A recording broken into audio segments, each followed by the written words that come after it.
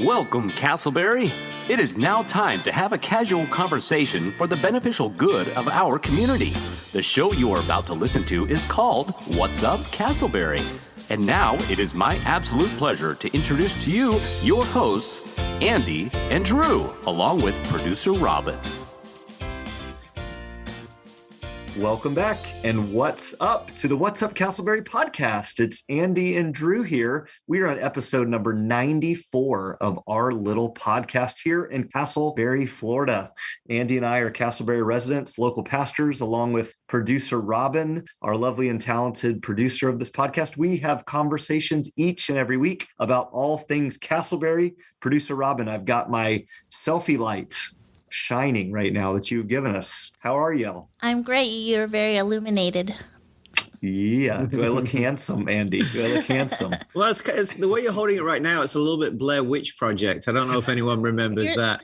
Yeah, listeners, just to let you know, Robin, our lovely producer, is very generous, and she knows that Drew and I need all the help that we can get. So she bought us some little clip lights to clip onto our computers when we were recording. And mine was sitting on the table for a little bit, and my wife grabbed it. And I said, "Where is it?" And she said, "I'm not sure. What are you talking about?" And it turns out she thought it was a chip clip. So your ring light was a chip clip in the Searles household for a little bit. But thank you so much. It was perfect for the midnight snacks that you might have been after, Andy. Oh, that's not a bad idea, actually. Right. Well, hey, I wanted to, we always start with a little banter, just fun back and forth. And I noticed, on Facebook, as that's the one social media that I allow myself, that there's the birthday notification every day, right? I will be honest, over the history of Facebook, I have forgotten more and more birthdays, as it's now not dependent on me to do anything. I don't know. Is that you as well? Do you kind of just trust and rely on Facebook to remind you of? I do. And so I use that in several ways. I don't know if I should be revealing my secrets, but first of all, I love it. I think that's one of the best things about Facebook is those birthday reminders, especially on your birthday, right? When you just get lots of greetings. That's very special. But secondly, what I'll do sometimes, I will, send birthday greeting to people. If there's folks I know pretty well, I'll text them as well, say happy birthday. And they think, "Oh, that's so nice. He texts me. I mean, what a great memory he's got." I'm like, "You're welcome." But the other thing, I had a guy today, those people who have like 10 different Facebook accounts because they can never remember their login and email. I had one guy today, it was his birthday, and I looked and I got like 16 birthday notifications. And I'm like, man, that's a lot. What was going on? And then I realized that like 10 of them were from this same guy and his different email addresses. And I had no idea which was current, but it's fun. Maybe he struggles with, identity, self-esteem, and was like, I just need the encouragement from, various friends on various platforms sending birthdays. Well, the reason I bring this up is to say that I noticed that there seems to be like a lot more birthdays this week. And then I started to do the math in my head and realized 9 months ago it was Valentine's Day. It's Valentine's Day week. Yeah. So kind of thinking, there's a reason why so many people have middle of November birthdays, as producer Robin shakes her head.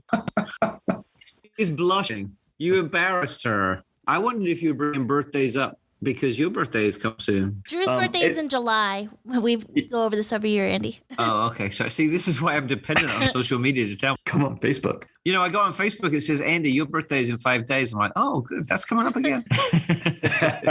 That's fun. Well, happy early birthday, my friend. No. It's in May. Oh. It reminds me of May. See, I don't know either. I know. That was a trap. I got you. It is now time for your local update about things happening in your community. It is now time for Castleberry in the News. For some breaking news, not really breaking, but upcoming news rather, for our Castleberry in the News segment, we are excited to share, Andy, about our Castleberry Police. We've talked about all the good works that our Castleberry Police do.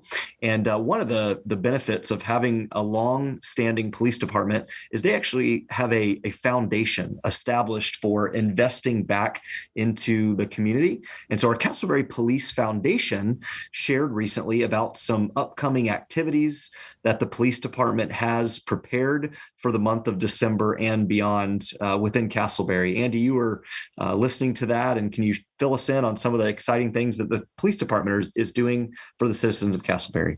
Yeah, let me just clarify a little bit of what you said, though. We don't yet have a Castleberry Police Foundation, but there's a number, about half a dozen local business leaders who are in the process of setting up a Castleberry Police Foundation. Oh, that's cool. We are breaking news. We are breaking news. It's not real, but it's kind of okay. I'm a part of that team, and we've just applied for the 501c3 status and all that kind of stuff. The hope is that we can really raise some money to support our policemen and women in the work that they do, but also to support those that they serve as well. And so as part of that last planning meeting that we had the other day, we had Sergeant Strength with us who went over some of the events that the police department is doing over the next few weeks as we approach the holiday season. Now, we know this is a busy time with lots of city events, lots of church events, but I love that the police are getting festive as well. They're working on a program with Meals on Wheels to deliver Christmas dinner to some of our seniors who can't get out and to some of our housebound, which is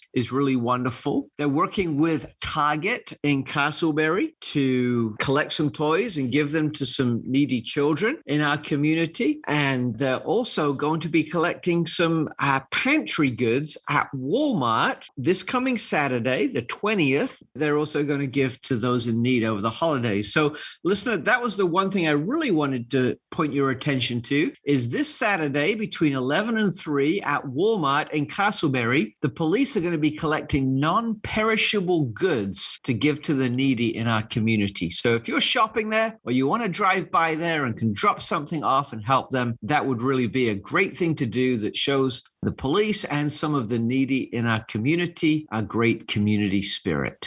That's wonderful. I'm thinking that we ought to have somebody from the Castleberry Police Department on the podcast as an upcoming guest to share about all the great things that they're doing. And just a reminder, listener, for you, as well as those in your neighborhood and those you interact with on a daily basis, to just speak positively about our Castleberry Police.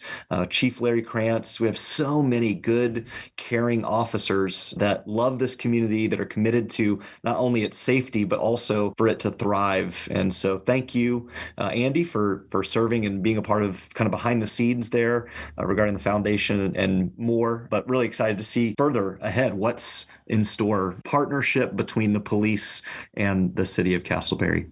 We'll be back with our special guest after a short break.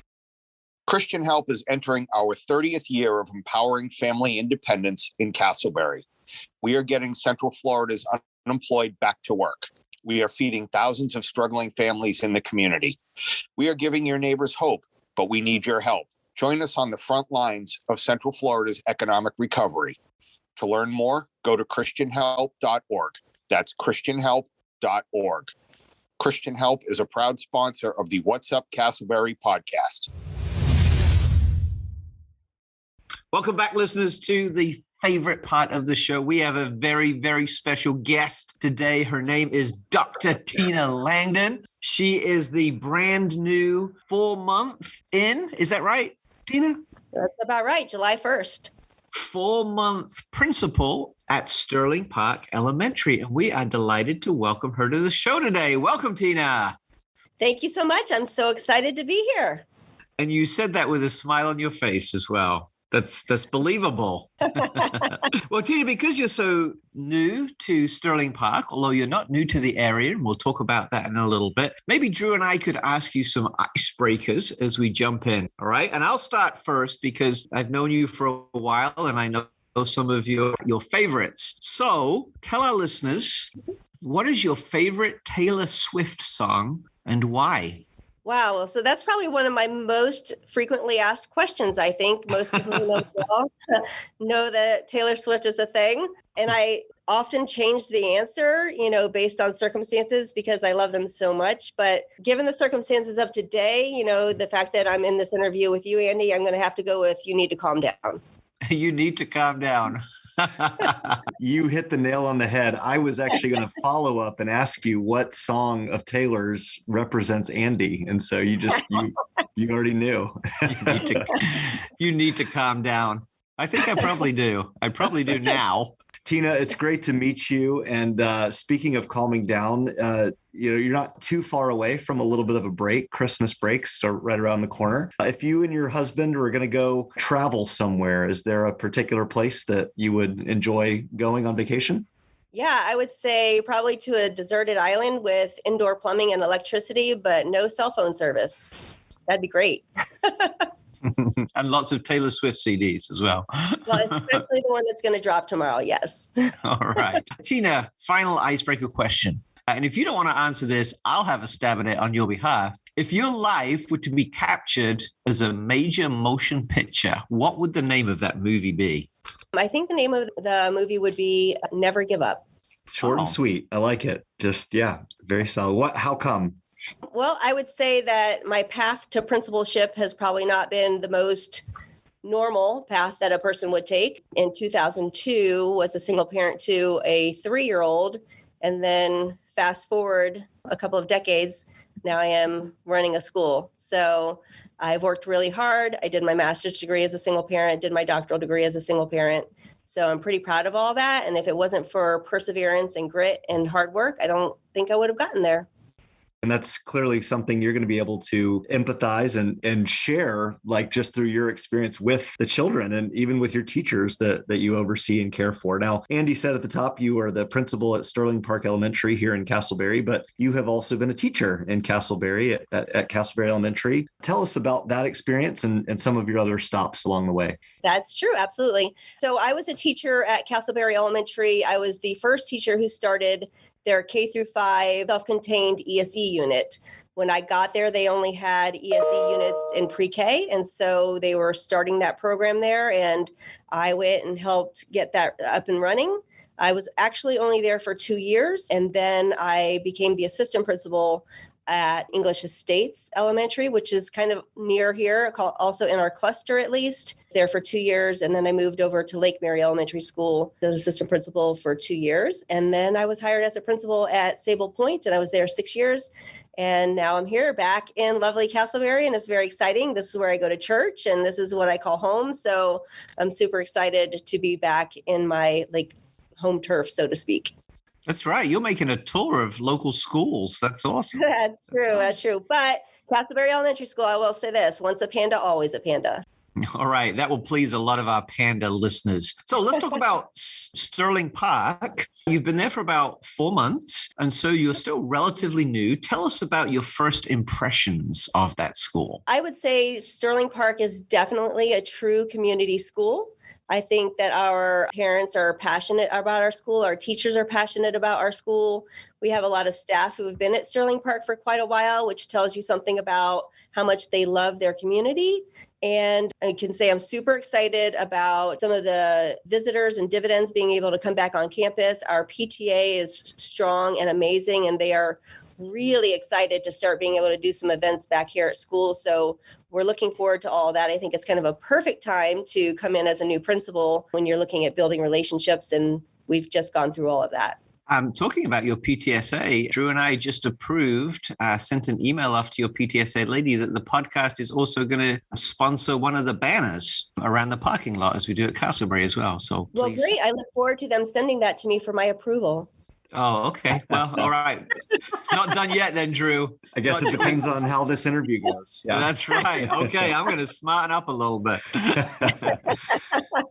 Well, Tina, obviously your first year here at Sterling Park, remnants of COVID. I love what you mentioned about getting events back on campus. That's awesome. What would you say in your first year are some easy wins or some maybe simple goals, things that you want to do to really kind of begin to lay your fingerprints on the culture of Sterling Park? Well, I can tell you that coming in as a new principal, the very first thing that you always want to do is build relationships. In order to make change, you need to go slow to go fast.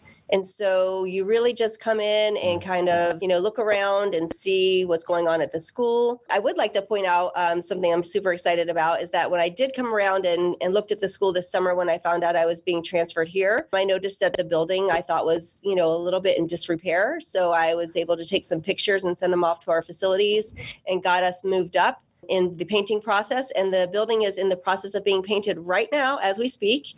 And so if you were to drive by now and drive by 2 weeks from now, you'll see a drastic difference in the change of the building. And I think that in and of itself helps build morale and build the feeling of community amongst the school when the building looks a lot better. Yeah, that's going to be a big win. Congratulations on that. I'm excited to see that. Some mornings I will go for a little jog in front of your school, and that's wonderful. I'm excited. I love what you said as well about sometimes having to go slow before you can go fast. And my guess is that's probably pretty tricky for you because you like to move at a fast pace and get things done, right? So maybe you need to calm down, needs to be said to me as well. Yeah, there you go. So let me turn the spotlight on you a little bit. You've been at the school 4 months. You've given us your first impressions of the school. What grade would your colleagues give you over your first 4 months if they give you a report card? I mean, I would hope an A, but I really don't know. It's hard to say. We don't get to see each other doing our thing at our own schools because we're at our own schools doing our own thing. But I would like to say that I was moved here with a purpose, and I think I know what that purpose was. And I'd like to say that I am moving slowly as I can, allow myself to move slowly, to move as fast as I can to implement the changes that we need to see. Well, there's certainly, when we're in a position of leadership, and this podcast, Andy and I are, local leaders as well as servants, and we talk about leadership quite a bit, Tina. One of the things that leaders often bring is the, like you said, the willingness to come around, listen to others, kind of understand the culture in which you're walking into. How would you describe maybe your leadership style when you are approaching teachers, your assistant principals, others on staff? What do you uniquely bring in terms of leading the ship of Sterling Park Elementary? Well, I like what you said about servant leadership. That's the thing that I'll always say about myself. I believe in being a servant leader. I would never ask someone to do a job that I wouldn't be willing to do myself. That doesn't mean I'm going to do it because I'm busy doing my own job. But I've gone in and cleaned classrooms if we were low on custodians or whatever the job is that needs to be done. I'm willing to step up and get in there and do it as well. I do believe that I'm the least of everyone in the school. My job is to be here to support parents, teachers, students, staff. And so that's kind of what I try to live by. In terms of what else I think I bring, I think I have a strong ESE background. And I believe that's something that's needed here at Sterling Park. And that's something that I can help work on while I'm here. And I think that I have the ability to see a bigger picture of the needs of not just an individual classroom, or an individual grade level, but the needs of this school as a whole and how that fits into the scheme of Seminole County Public Schools. So I think those are some of the things that I would bring as the leader here at Sterling Park.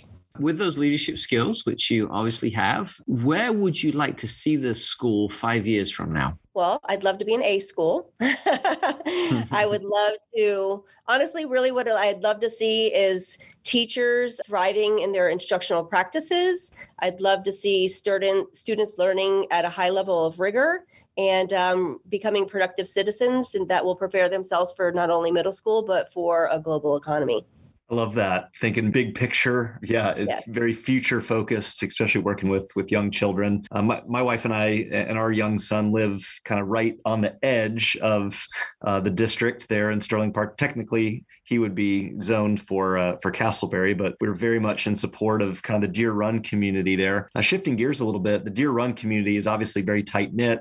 Sterling Park serves that community primarily, although it serves other parts of the county as well. But the people there in Deer Run came together to preserve and purchase the old golf course. How would you describe just the makeup of the people in which you serve? That you mentioned the parents and the kids. Yeah. What do you enjoy about the community? Well, I have seen those signs around, and I've met with some of the community members since I've been here. And all I can say is, wow, it's super impressive. Obviously, they're a very cohesive group, and they are willing and able to stand up for their communities and the things that they believe in. I think that's wonderful and great. And I have recently learned that I believe that there's going to be like money that they're going to be paying every so often, I don't know how often, to help support the city having bought that ground. And so that really says a lot about the community, that they're willing to step up and pitch in financially to make sure that that space is saved. So that's pretty impressive. Yeah, I was very impressed with that as well. It shows that people are prepared to make an investment in where they live. If people wanted to make an investment in the school, what are some ways that the local community could get involved and support the work you're doing there at Sterling Park? So I think some of the biggest things would be, I mean, we have a food pantry. I think these days probably a lot of schools do. We could always use support for our food pantry and our families in need. We, sometimes run out of clothing in our clinic. So, new or gently used clothes that could be used in our clinic are always appreciated. Supporting school fundraisers is always something that could be done to support the school. If you're looking in terms of supporting teachers, just an off note, we're not allowed to purchase gift cards. So if anybody had gift cards for teachers out there that we could use as, fun things for when we have staff meetings and things like that, I mean, that would be definitely something that teachers would appreciate as well. That's awesome. Thank you for the super practical ideas. Tina, we're just about to wrap up our conversation, but you're at school right now. I don't know how much more you have in the day, but when you get home, when you head out for the day and kind of kick back and relax a little bit, what do you determine as being a measure of success for the day that you've just had? So I think success is a matter of perspective. You could look at any day in any given life and probably find the negative and also find the positive. And I think you're going to find what you're looking for. So probably for about 2.5 years now, I have been using the Notes app in my phone to document my top 5 things that happened in that day. So I can scroll back to December of 2019, and I can tell you 5 things that happened that were positive and every day of that month. And so that's what I do. So I believe that every day can be a success. It's just a matter of how you're looking at it. I love that. Attitude really is everything. So Drew, it sounds like we've got 2 tests today. One to see if we can pass the banner test of having our banner on campus. But I'm really interested in seeing if we make the top 5 things that have gone well in Tina's day-to-day list that she will journal about tonight. I'll text you my top 5 later, Andy. All right. Keep connected with us, listeners, for that breaking news whenever that happens. Tina, I'm so glad you're back in the Castleberry area. You have a history here, and I'm super excited about where you're going to be leading the school. I remember on one of those first days after you got appointed, we had a little walk and just smelt like potential to do something. And I really believe that you're the person to capture that potential and lead that school forward. So thank you for that. Hopefully our listeners have been encouraged by this little opportunity to get to know you. And I'm sure some of them would love to get to know you a little bit more and maybe even find ways that they can support the school. What's the best way for them to find out more about the school and to get in touch with you? I think to find out about the school, you can certainly check out our school website, but I think also finding out things that are happening around the school, it would be great to follow the Sterling Park Elementary Facebook page, as well as the Sterling Park Elementary PTA Facebook page, where they post events that are going on or ways that we're in need of support or help. If there's a specific area of interest, though, I would say our community liaison is Dr. Thacker, who's our assistant principal, and her contact information can be found on our website. Let me just read out your cell phone number, Tina, as well, just so that if people have questions in the middle of the night, they can call you. It's 407. That's a splendid idea. Tina, thank you so much for your time today. We know that on Facebook. Okay, Andy? That's please do. My cell phone is no secret. 407-407-5055. There you go. Tina, thank you so much for your time today. We know that you're a very busy lady and a very busy leader. Thank you for the ways that you make a difference in our community. Thank you for the ways that you lead as a servant. We're very grateful for you and wish you the very best in your tenure at Sterling Park Elementary School.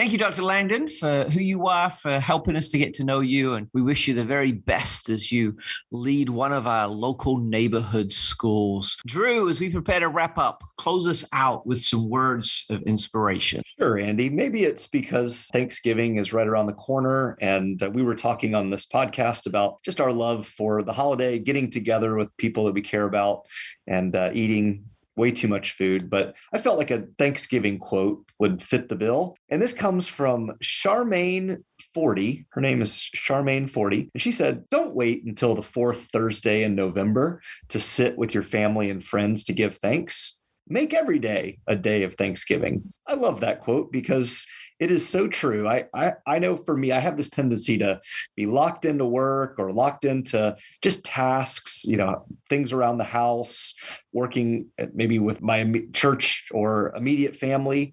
And I don't extend my relationship equity beyond that small circle, that small window until like the holiday season. But I think this is a good encouragement. If you have somebody you haven't spoken to in a while, if there's somebody you need to check in and just encourage or call them up, would you do that? Don't wait till Thanksgiving to be with your family and friends to give thanks. Make every day a day of Thanksgiving. Pursue relationships. It will bring you great joy as well. Thank you, Charmaine 40.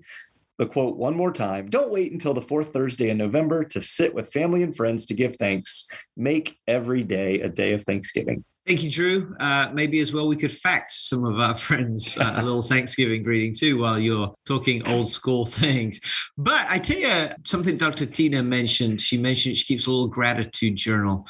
I keep a little gratitude journal on my phone as well. At the end of the day, just jot down some things that I'm grateful for. And that's one of those ways that we can get caught in this attitude of gratitude every day. So thank you for that quote. Ladies and gentlemen, thank you so much for listening to the What's Up Castleberry podcast. We hope you've enjoyed it. We certainly have. This podcast is produced by a lovely, beautiful, talented, generous producer, Robin. For more information, please check out our website, Facebook page, Instagram, podcast feed, all with the same name, What's Up Castleberry. Like and subscribe to our podcast, and please rate and review us. Until next time, Castleberry, we hope you have a great week.